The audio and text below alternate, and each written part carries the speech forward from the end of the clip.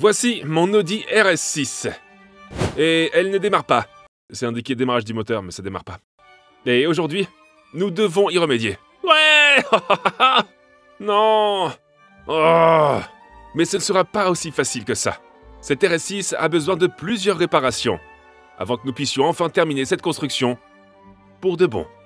Et après cela, la grande finale, nous l'emmènerons sur la piste pour voir si elle peut être une supercar. Cette voiture a une vraiment longue histoire. Mais si vous ne la connaissez pas, je vais essayer de vous l'expliquer en 30 secondes. Voilà ce qu'il en est. J'ai acheté cette voiture accidentée. Nous l'avons reconstruite en 24 heures, nous l'avons équipée d'un kit GT3 et nous l'avons expédiée aux États-Unis pour le salon SEMA. Le moteur a explosé car j'ai utilisé le mauvais indice d'octane. Nous avons mis un moteur d'une RS7, mais il n'a pas démarré. Oh. Nous avons remplacé le moteur et il a démarré. Ouais. Nous avons remonté toute la voiture, mais elle n'a pas redémarré. Qu'est-ce qui s'est passé? Ça démarre pas? Non. C'est indiqué démarrage du moteur, mais ça démarre pas. Voici le démarreur d'origine de l'Audi RS6 qui a été démonté. Celui-ci est complètement HS. Pour commander l'un de ces produits auprès d'Audi, il faut attendre 30 jours. Vous ne pouvez pas en acheter un d'occasion en Amérique parce que vous ne pouvez pas acheter de Audi RS6 en Amérique. J'ai donc acheté un moteur de démarrage d'occasion sur eBay qui m'a coûté 50 livres. Et comme je suis un petit peu sceptique, j'ai acheté un autre moteur de démarrage d'occasion qui coûtait 60 livres. J'en prends donc deux, au cas où l'un d'entre eux ne voudrait pas fonctionner.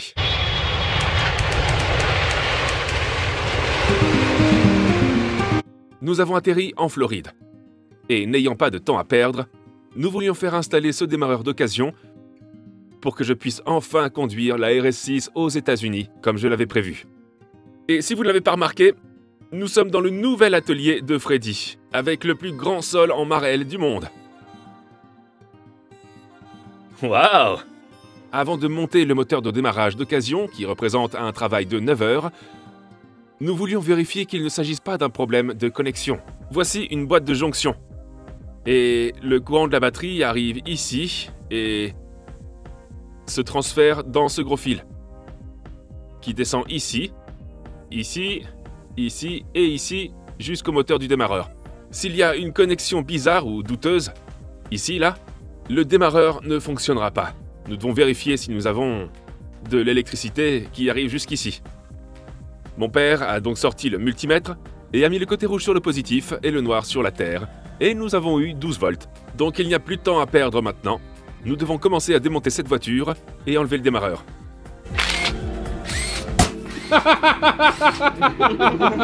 Comme vous l'avez compris, toute intervention sur l'Audi RS6 prend beaucoup de temps. Et il en va de même pour ce travail. Il y a déjà un démarreur reconditionné. Mais pour une raison ou quelconque, il n'a fait tourner le moteur que 6 fois. Donc il est peut-être défectueux. L'idée pour faire monter le moteur du démarreur est donc d'abaisser le cadre inférieur, comme le dit le livre Audi. Donc nous allons abaisser le châssis et nous avons déconnecté tout ce qui est connecté au sous-châssis. Support de moteur, barre de collision avant, câblage, colonne de direction, nous pourrons alors le sortir et avec un peu de chance mettre la main à la pâte pour le changer.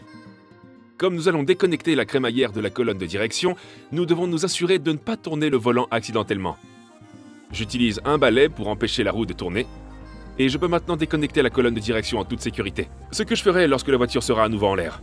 Nous allons également déconnecter le moteur du sous-châssis. Nous avons donc besoin de cette barre de support du moteur pour maintenir le moteur en place afin qu'il ne tombe pas du compartiment moteur. Nous accrochons donc l'étrier au moteur, nous remontons la voiture en l'air et alors que je commençais à travailler pour retirer le moteur du démarreur, j'ai remarqué quelque chose. J'ai trouvé un truc. Les gars, quel que soit ce fil ici, la connexion terre, oh mon Dieu, n'est pas connectée. Non, tu mens. Non, tu plaisantes. Non, je plaisante pas, je l'ai pas déconnecté, je le jure. Je le jure. Je le jure. Tu l'as déconnecté? Non. Il n'est même pas connecté. Je plaisante même pas, regarde. Regarde, regarde, regarde. Tout ça à cause d'un fil. Juste là. Regarde, regarde, il est complètement déconnecté, regarde. Regarde, tu le vois? C'est pas vrai, pas question. On a donc pris l'avion jusqu'à chez nous, attendu 2 mois, et sommes revenus ici pour trouver ce câble qui n'était pas branché. Encore une fois, tout le monde va penser qu'on a inventé ça. Branche-le. Connecte-le. Tu penses que ça va marcher? Ouais, Tu crois? bien sûr. L'étoile n'a pas disparu. On sait pas encore. On sait pas. Non, non, on doit avoir la foi. Si c'est le cas, je suis enthousiaste. Ok. Ce boulon, ce tout petit boulon que vous voyez ici, pourrait être notre sauveur. Honnêtement, les gens vont penser qu'on a inventé tout ça. Si ça fonctionne, Je pense qu'on devrait aller chercher Freddy et lui dire. non, on lui dit rien tant que ça marche pas. On lui dit rien. Pour que tout ce qui est électrique fonctionne dans une voiture, il faut que le côté positif de la batterie l'alimente. Mais il faut aussi qu'il soit relié à la Terre. Et au lieu de faire courir le fil Terre jusqu'au côté négatif de la batterie, ils utilisent le châssis de la voiture comme Terre. C'est une façon beaucoup plus simple de faire les choses.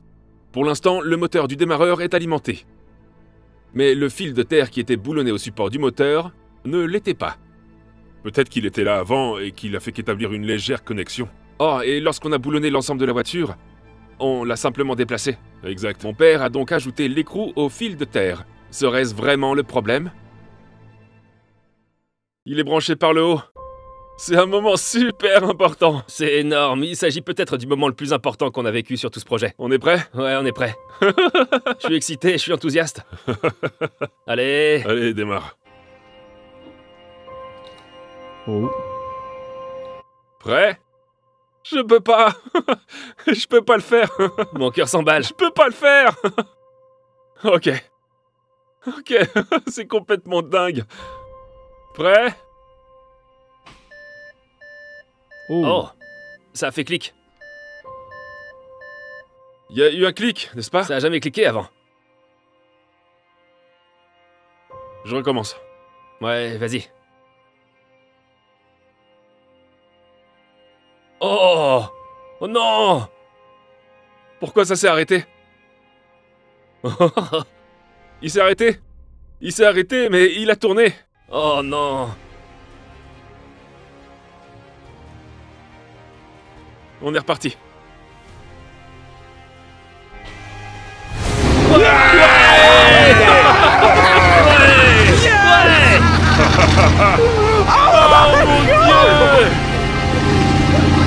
Un fil, c'est tout! Un fil! Oh mon Dieu! Oh mon Dieu! C'est une blague ou quoi? C'est une blague! Tout ce qu'on a fait!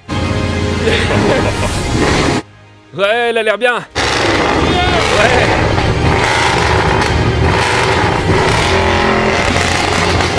Magnifique, absolument magnifique!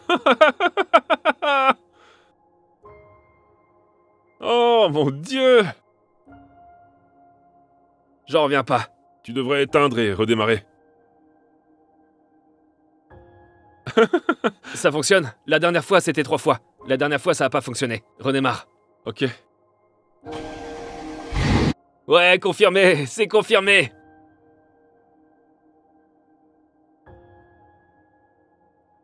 J'arrive pas à le croire. J'en reviens pas. Oh mon Dieu. Elle a démarré? Elle a démarré? Hein? Donc, quand tu rentres ici et que tu appuies sur ce bouton,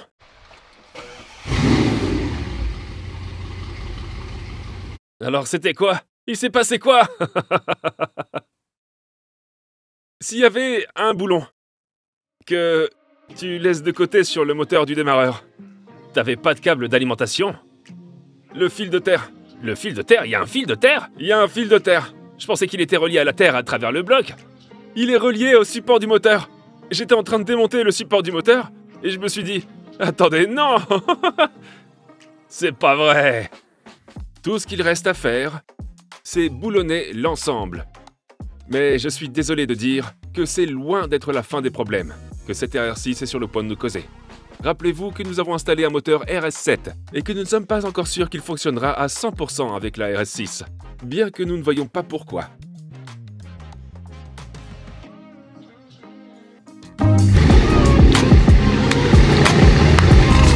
Oh, elle a belle allure. Ça a l'air fou. Notre prochain objectif était d'amener la RS6 chez un dinographe, pour la régler de manière à ce qu'elle soit adaptée au carburant américain.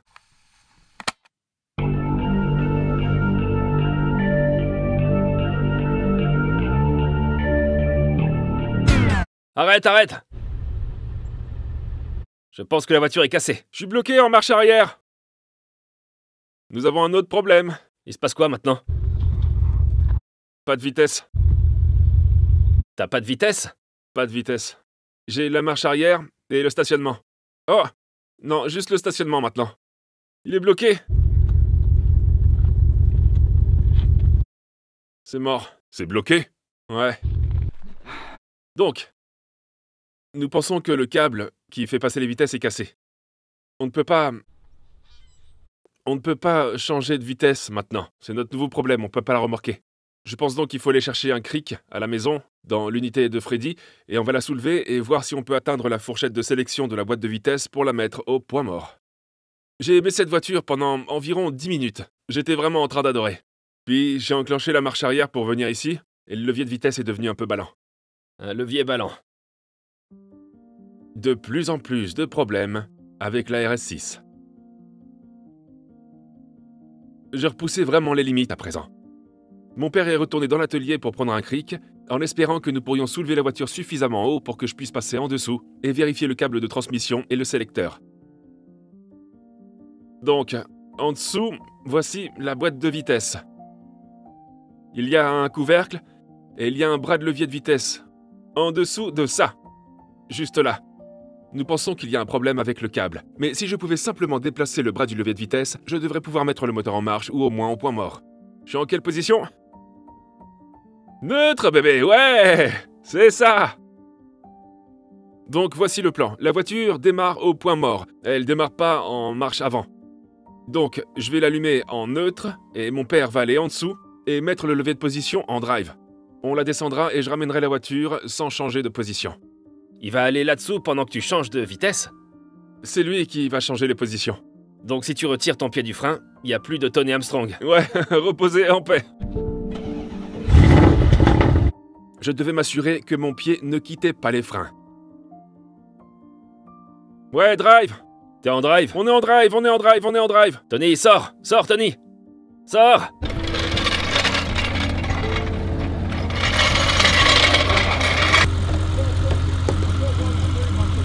Et c'est ainsi que la RS6 a repris la route. Mais je ne pouvais pas changer la position drive. C'est donc tout de suite qu'on est rentré et qu'on a emprunté la rampe pour constater les dégâts. Je sais plus quoi penser. Au moins, ça s'est pas produit à 2h du matin. Nous savions exactement où chercher. Mais pour atteindre ce câble, c'est un peu un cauchemar, comme d'habitude. Il faut enlever le bas de caisse, descendre l'échappement et abaisser le support de la boîte de vitesse pour pouvoir l'atteindre. Vous voyez ça? Voici le câble de vitesse et l'endroit où il se connecte en dessous. Vous voyez ça? Ouais. Vous voyez ça? Ça devrait pas être comme ça, mais... Je vais vous dire pourquoi on n'est pas surpris. C'est parce que lorsqu'on a remonté le moteur et qu'on a enlevé toute la boîte de vitesse, elle était toujours connectée. Et nous avons remarqué qu'elle était un petit peu bizarre. Mais elle fonctionnait toujours dans la voiture. Et bien sûr, on ne peut pas faire des économies de bout de chandelle ici. Le câble de vitesse et le boîtier en plastique constituent une pièce complète. Vous pouvez voir ici qu'un morceau de plastique qui retient le câble s'est cassé, ce qui est à l'origine de notre problème. Et le seul moyen d'y accéder était de passer par l'intérieur de la voiture. Ouais, regardez ça, on est en mode limp. Une bonne chose, c'est qu'il y a 2 boulons en bas. Ce qui est dommage, c'est que les 2 autres boulons ont l'air d'être... ce qui pourrait être en dessous. Les 2 autres boulons permettant de dégager la boîte en plastique se trouvaient sous le cendrier. Pour accéder au cendrier, vous devez retirer l'unité de climatisation, ce qui est déjà fait. Je pourrais retirer le cendrier et desserrer les 2 autres boulons pour abaisser le plastique. Maintenant, cette chose est complètement détachée et devrait... Eh bien, je pourrais la laisser tomber et je devrais être capable de l'attraper par le bas. On y est! Voici le câble et je n'ai plus qu'à le débrancher de... Où se trouve le levier de vitesse? Il ne me reste plus qu'à débrancher le câble et à retirer cette boîte noire pour y jeter un coup d'œil. Voici la partie cassée. Voici le câble qui sélectionne les vitesses et... il est cassé à cet endroit. C'est donc à ça qu'il fallait s'attacher. Et comme le tout est cassé, le levier de vitesse est devenu un peu ballant. Il n'est donc pas possible de remplacer simplement un câble. Chez Audi, il faut acheter l'ensemble. Mais par chance, la casse en a un. Mais le problème, c'est que il est cassé. Il a été remplacé d'une autre voiture à cause de ce petit détail. Il s'agit du bouton sur lequel vous appuyez sur le levier de vitesse pour sortir de la position de stationnement. Vous appuyez donc sur le bouton et celui-ci se soulève pour vous permettre de ramener le levier de vitesse. Et celui-ci est cassé de ce côté. Mais nous avons un bon câble. Et c'est ce à quoi il est censé ressembler. Ainsi, avec 2 éléments cassés, nous devrions être en mesure d'en faire un bon. Je pense donc que nous allons pique-niquer. Ouais. Les jetons sont lancés. Comme vous pouvez sans doute le constater, nous n'avons aucune expérience en matière de modification de ce type d'appareil, et nous devrons donc improviser en grande partie au fur et à mesure. Nous y voilà! Donc quand tu tires sur le bouton, il se soulève pour te permettre de déplacer le levier de vitesse vers l'avant. Tu vois ce que je veux dire? Et puis quand il est éteint, pop, ici engouffre et tu peux plus sortir du mode stationnement. Mon levier de vitesse était en bon état, mais celui qui provenait de la casse ne l'était pas autant. Nous devons donc démonter celui qui provient de la casse afin de pouvoir y placer le levier de vitesse de mon véhicule. Nous devrions alors avoir un câble de levier de vitesse complet et un levier de vitesse en bon état. Et si nous parvenons à comprendre comment l'ensemble a été reconstitué, nous devrions avoir une Audi RS6 en état de marche à la fin de l'opération. Oh ouais! Tadam! Très bien, très bien! Nous pensons qu'il a été correctement reconstitué. C'est un peu difficile de le remonter dans la voiture. Là encore, la boîte de vitesse est abaissée et vous devez la faire passer devant l'arbre d'hélice, en veillant à ne pas casser le câble à nouveau et en le poussant jusqu'à son point d'attache. Je vais tâcher de bien le recabler. Et pendant que je faisais ça, mon père connectait le câble à la boîte de vitesse pour que nous puissions voir si cela fonctionne après. Je disposerai alors d'une Audi en état de marche. Pour faire entrer le cendrier, il faut reculer le levier de vitesse. Pour revenir en arrière, on doit mettre le contact. Pour mettre le contact, on doit appuyer sur le bouton d'allumage. Pour appuyer sur le bouton d'allumage, il faut que tout soit branché et c'est ce que nous avons fait. Allumage. Marche arrière. Ouais! Drive. Ouais! Ça marche! Eh ben, ça fonctionne sur le tableau de bord. Manuel, drive. Ça marche du tonnerre. Ça marche. Ok, donc si je coupe le contact maintenant, je devrais pouvoir boulonner l'ensemble. Et j'avais raison. Il ne me restait plus qu'à remonter l'ensemble de la console centrale et à m'assurer que tout fonctionne cette fois-ci. Et je peux ensuite passer sous la voiture et installer tous les supports de jambes de force, l'échappement et le reste des bas de caisse. Ensuite, nous devrons faire régler la voiture pour les routes américaines. Ok. C'est, je l'espère, la dernière fois que nous devrons la mettre sur une rampe en dehors d'une révision. Je pense que c'est bon. Je pense. Allons au dino. C'est maintenant que ça se passe. Cette voiture est la preuve que le travail acharné bat le talent. Mais je suis désolé de le dire, ce n'était pas la fin du drame.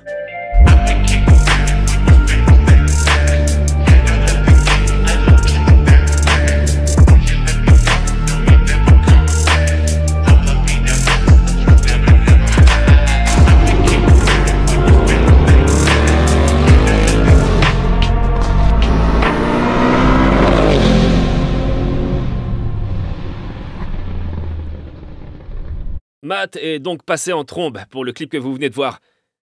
Et il n'est pas revenu sur cette voie. Et ça, c'est pas bon signe. C'est pas bon signe, non. Ça s'est reproduit. Pas question. Ça s'est reproduit. Oh mon Dieu. Non. Non, non, non, non, non, non, non, non, non, non, non, non. Oh. Non. Non. Tout cela paraît irréel. Non, non, non. Il semble que le moteur ait fait exactement la même chose qu'avant. Non. Oh, non. J'arrive pas à y croire. Oh mon Dieu. J'arrive pas à y croire. Non. Oh non. C'est la première fois que je me sens complètement vaincu par cette voiture. Je ne voulais pas changer à nouveau de moteur. Oh, c'est une blague. Oh, j'y crois pas. Oh, c'est pas vrai, tout se trouve à l'arrière de la voiture. Tout est à l'arrière. Oh. Sérieusement, je peux pas. Je sais même plus quoi faire.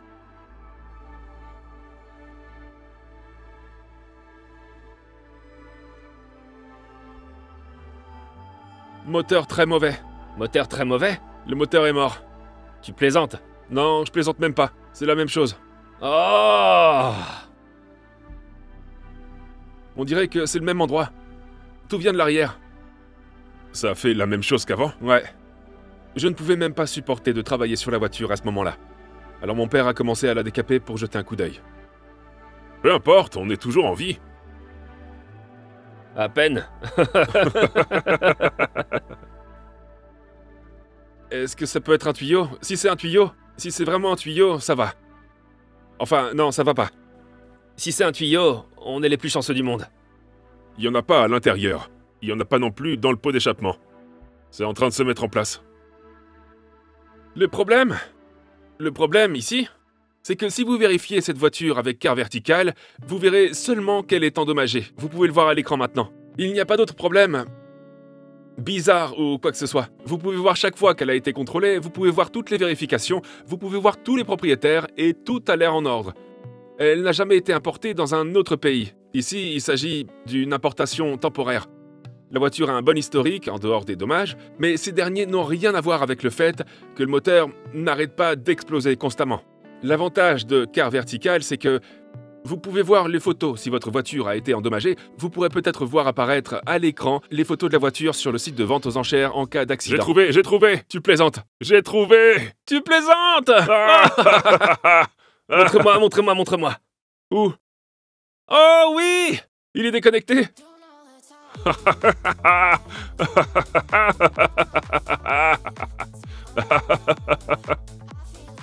Oh! Ouais! Alors pour vérifier votre voiture chez Car Vertical, cliquez sur le lien dans la description ci-dessous. Utilisez le code MAT pour une réduction de 10%. Nous allons la passer au banc d'essai et la régler à nouveau. J'arrive pas à croire que tu viens de faire un placement.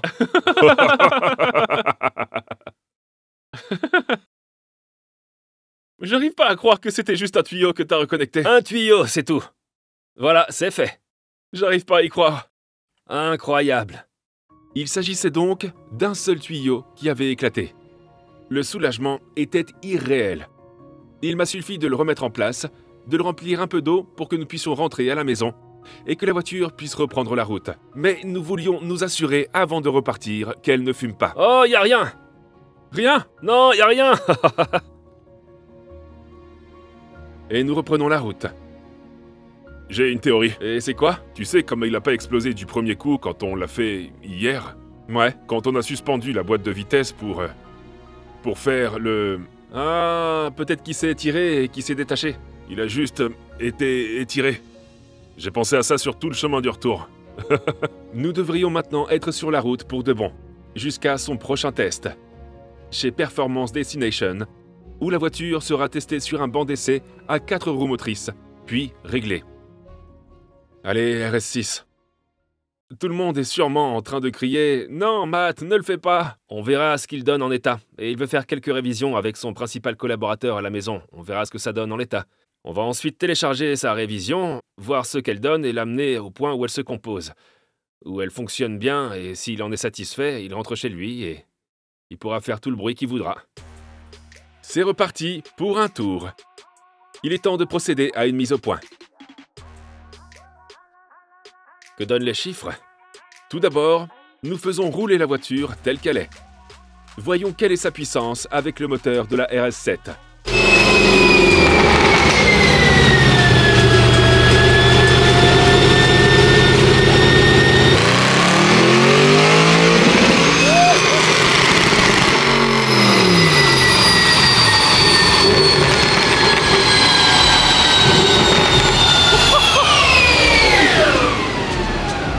Oh mon Dieu! La puissance des roues est de 665 chevaux, ce qui donne une puissance réelle de 740 chevaux. Il s'agit peut-être d'une vidéo anti-Matt Armstrong où nous descendons un peu. Mais on verra ce que Phil a en réserve pour ça. Il va renforcer la protection tout en conservant le même élan. Tout peut arriver maintenant. Donc, Phil, de Mallory Performance, envoie à Desmond, aux États-Unis, un réglage qui sera adapté au carburant américain. Et c'est ainsi que les choses se sont passées. Voyons comment ça fonctionne maintenant.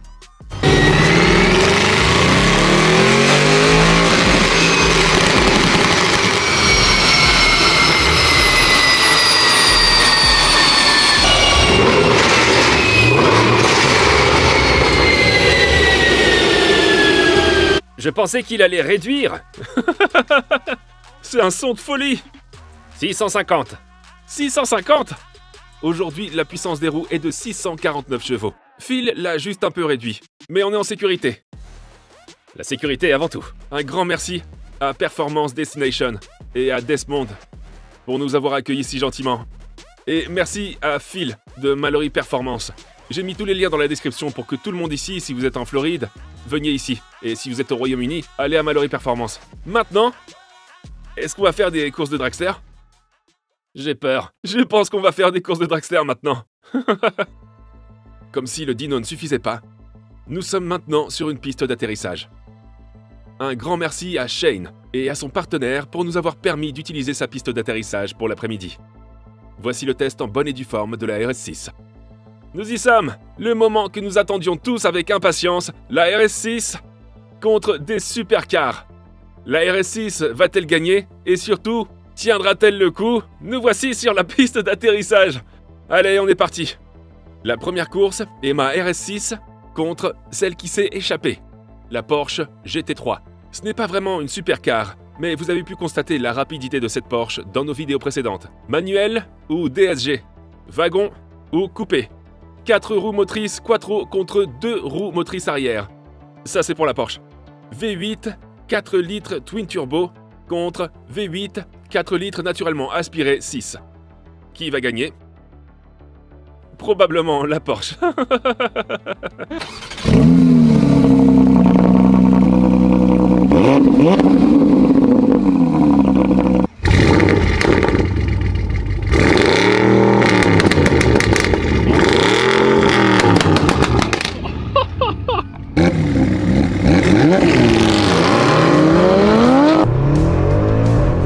On a un meilleur départ!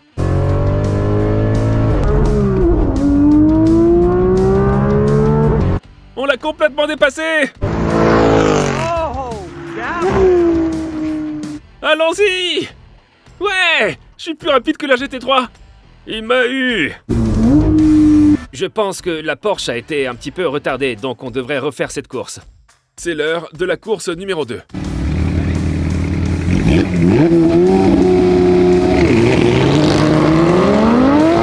Oh, j'ai un meilleur départ! Ouais, on l'a complètement dépassé! On l'a totalement dépassé, il n'y a plus rien à nier maintenant.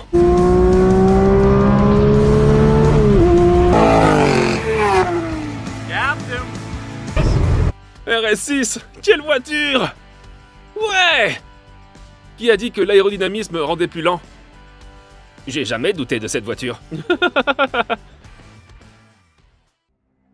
Mais maintenant, il est temps de passer à une véritable supercar. La McLaren 570S. 570 chevaux en propulsion. Contre mon Audi RS6. Je ne suis même pas sûr qu'il s'agisse d'une course serrée.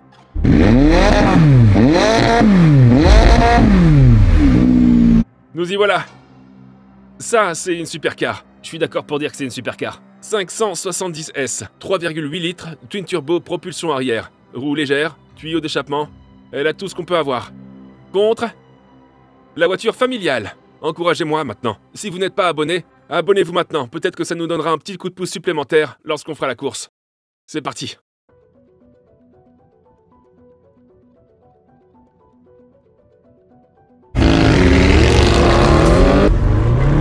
Allez, RS6! Allez, RS6! La McLaren nous rattrape! Laquelle ce sera? Oh!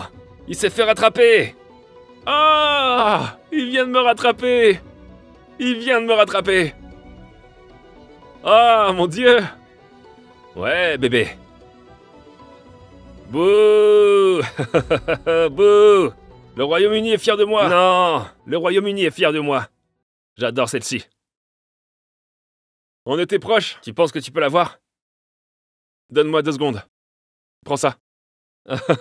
Prends ça. C'est mon ordinateur portable. Cette fois-ci, c'est la bonne. Ah ouais, c'est là toute la différence. Le nombre d'heures que t'as passé sur cette voiture. Je pensais l'avoir fait. Elle doit gagner. J'ai cru que j'en avais terminé, puis les choses ont commencé à revenir lentement. J'avais besoin d'un bouton NOS ou quelque chose comme ça. J'ai tout désactivé.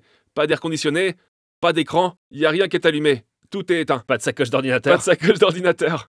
On y retourne.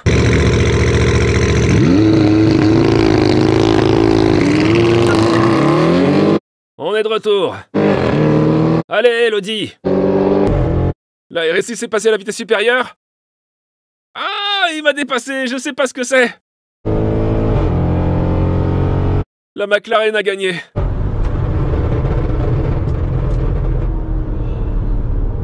J'espérais une fin heureuse. Mais, cela dit, cette voiture est tellement bonne qu'elle peut presque rivaliser avec une supercar, et c'est une voiture familiale. Je pense qu'on s'est vraiment très bien débrouillé. Si vous avez apprécié la vidéo, abonnez-vous et donnez-moi un like, et je vous donne rendez-vous dans la prochaine vidéo. Peace out. 9 d'occasion. Tout comme ton sweat à capuche. Ouais, ça a l'air bien. Où est-ce que je peux trouver ça? Marchandise MA. Non, mathamstrong.co.uk. Alors, où est-ce que je peux le trouver? Marchandise MA. Like a drug that I just can't deny.